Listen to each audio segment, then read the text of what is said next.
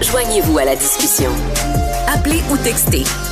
Studio à commercial cube.radio ou 1-877-827-2346. 187 Cube Radio. Je sais pas pour vous, mais moi, j'adore aller visiter la section Québec à la Société des alcools, là, à la SAC. Une belle section dans laquelle on peut retrouver nos produits québécois, de chez nous, que ce soit des fois des bières de micro, mais surtout à la SAC, on s'entend, des produits de distillerie du Québec, vodka, gin, rhum. On peut en trouver un peu partout. Le problème, c'est que là, on apprend aujourd'hui que c'est peut-être pas tous les produits qui sont vraiment québécois dans la section Québec. Une campagne qui va être lancée en septembre prochain pour faire valoir que là-dedans, la catégorie est rendue un peu trop grande, un peu trop slack aussi. Avec nous pour en parler, Denis Guindon est copropriétaire de la distillerie Côte-des-Saints.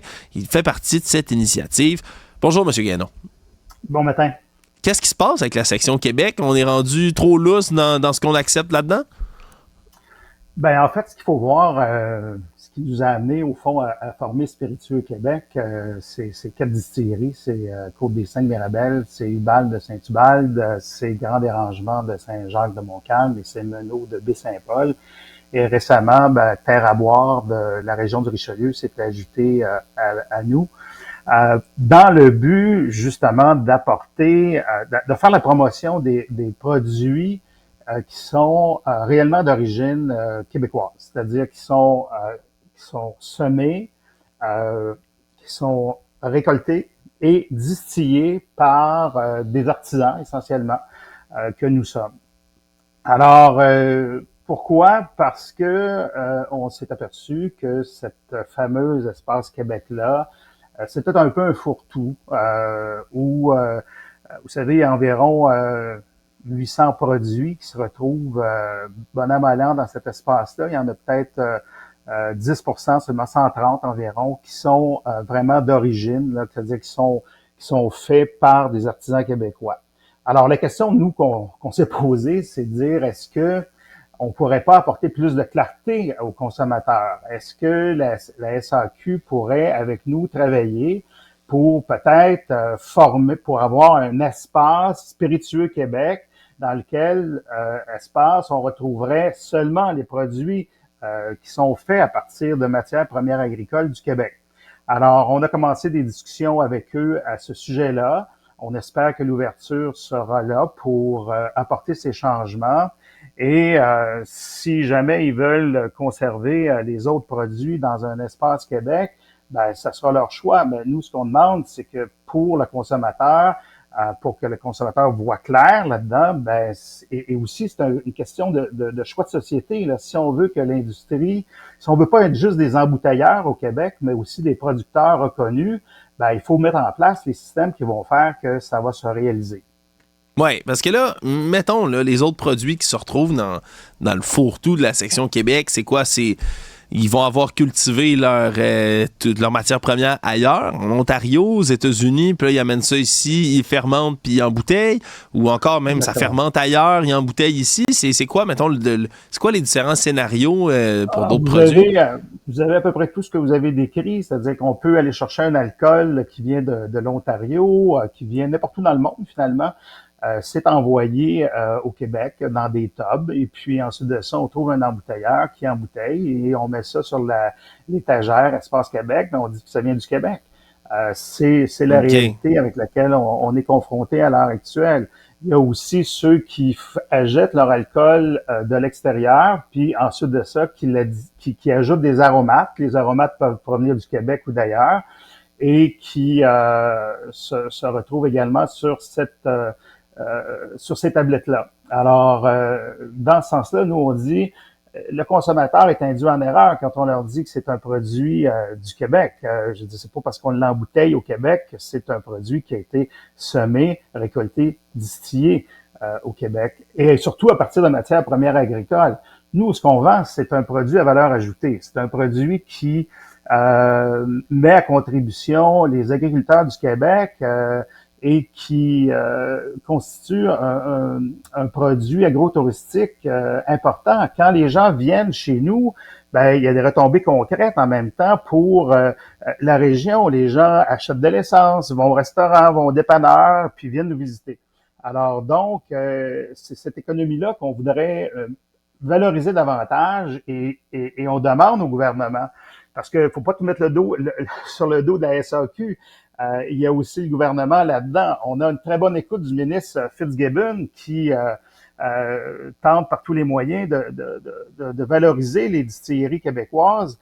Par contre, on sent pas cette ouverture-là du ministre Gérard de qui dépend la SAQ. Alors, nous, ce qu'on aimerait dire au ministre Gérard, c'est qu'il n'y a pas que le hockey qui existe au Québec, il y a aussi autre chose. Et venez nous voir. À ce que je sache, le ministre Gérard n'est jamais venu dans nos distilleries pour voir de quoi il s'agit, de quoi on parle. Alors, on l'invite à venir nous voir, comme le fait récemment, puis le fait souvent le ministre Fitzgibbon.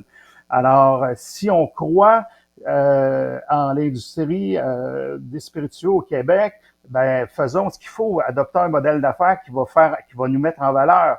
Vous savez, on gagne des prix partout à travers le monde, des distilleries du Québec, dont les nôtres. On vient de gagner 3 prix pour notre whisky à une compétition internationale. Et ce qu'on s'aperçoit, c'est que nul n'est prophète dans son pays. On a beau d'être content de ces prix-là qu'on gagne, on est reconnu à l'étranger.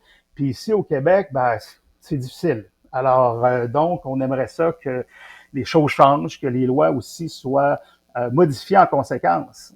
Ouais, quand vous parlez de loi modifiée en conséquence, j'imagine que vous parlez pas juste de la section Québec à la Société des alcools. Là. On s'entend que j'imagine que vous êtes vous aussi frappé comme plusieurs autres distilleurs au Québec. Là. J'en ai parlé plus tôt là, cette saison-ci là, dans un autre épisode.